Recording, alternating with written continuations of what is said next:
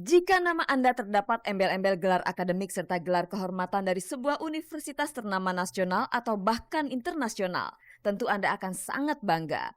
Berbeda dengan pemain sinetron dan ketua Parsi Anwar Fuadi, merasa dirinya tidak pantas mendapatkan gelar doktor honoris causa dari Northern California Global University.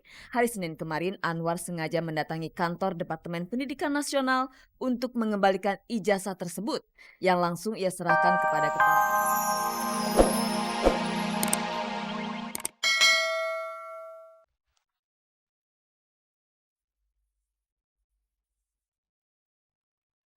Rumah produksi Cinemark kini disibukkan dengan audisi untuk mencari wanita-wanita yang mirip Luna Maya dan Nirina Zubir dan juga Revaldo.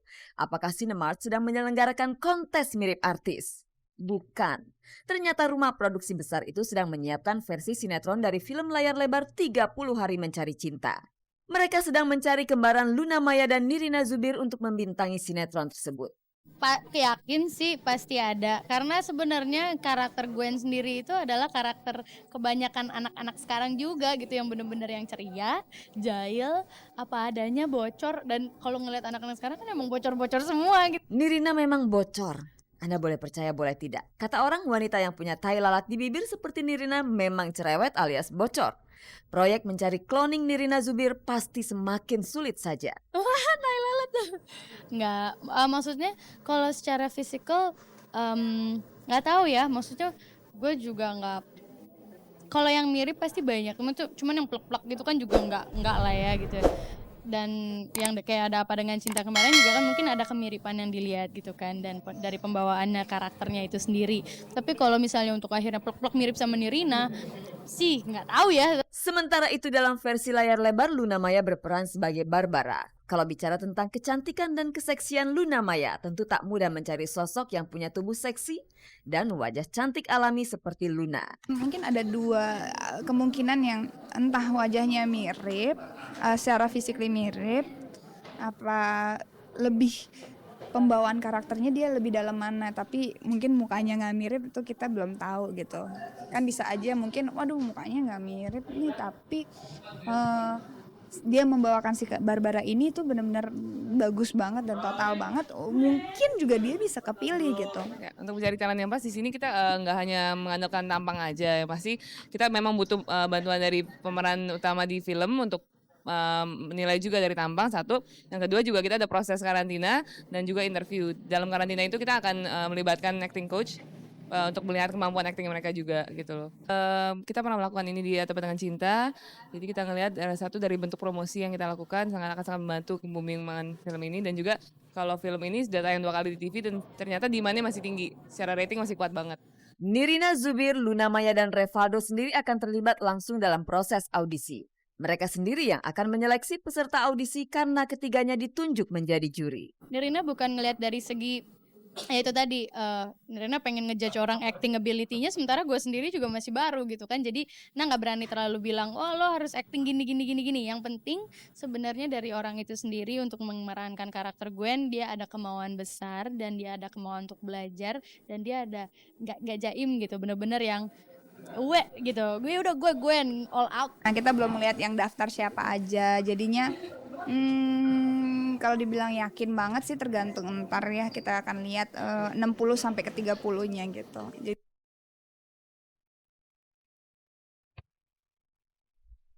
Pemirsa, Iwan Fals dalam lagunya yang berjudul Sarjana Muda sempat bilang bahwa membutuhkan waktu 4 tahun berkutat dengan buku guna mendapatkan sebuah ijazah.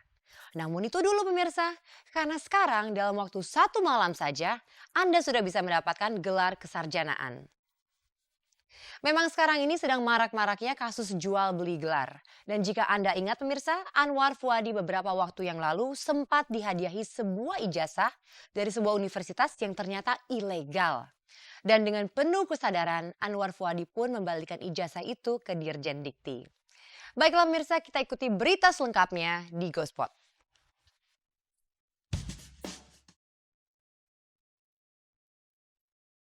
Jika nama Anda terdapat embel-embel gelar akademik serta gelar kehormatan dari sebuah universitas ternama nasional atau bahkan internasional, tentu Anda akan sangat bangga.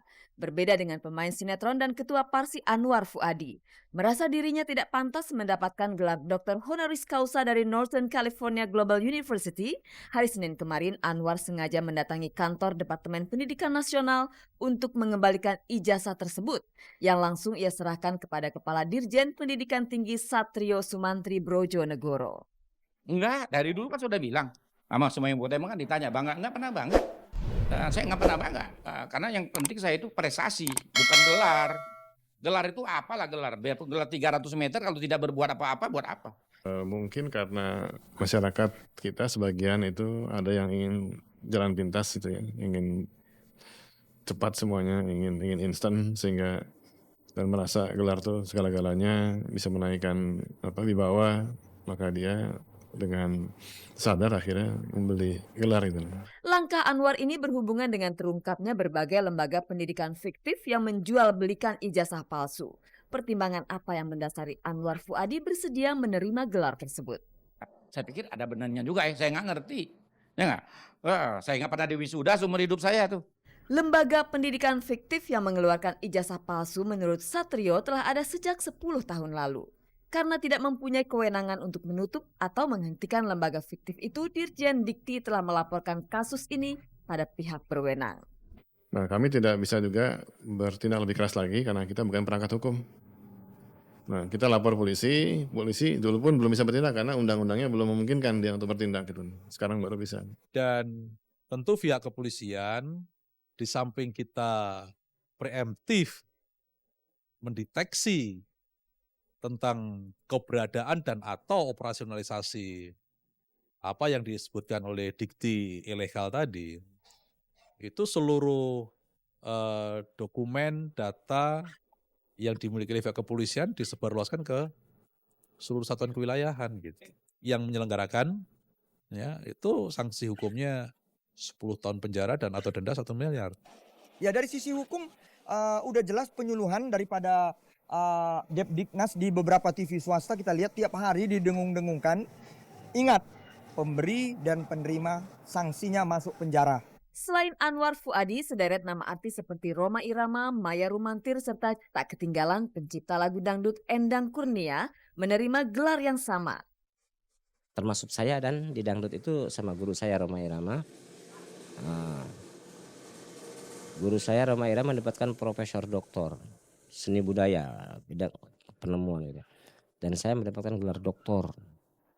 Yang namanya saya tidak sekolah tinggi lalu saya diwisuda kan, itu kan ya merasa gimana gitu ya, bahwa yang merasa saya sedikit percaya karena ini satu penilaian lalu dia menghargai dari orang luar dengan karya-karya anak bangsa. Ini yang ini kan. Saya pikir ini Kang Endang, lagu-lagu Kang Endang kan sekarang lagi hit. Nah, inilah penghargaannya dari ya, saya datang.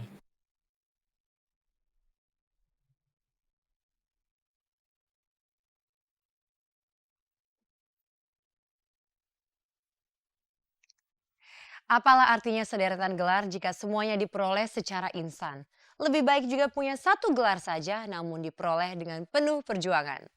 Pemirsa, pelawak Indro Warkop akhirnya bisa keluar dari rumah sakit. Setelah dirawat di sana untuk sekian lama dan juga harus menjalani operasi jantung, akhirnya Indro bisa kembali pulang. Dan tentunya kepulangan Indro ini disambut dengan sukacita oleh keluarganya. Nah, bagaimana serunya keadaan di rumah Indro? Mari kita saksikan bersama. Pemirsa, inilah GoSpot.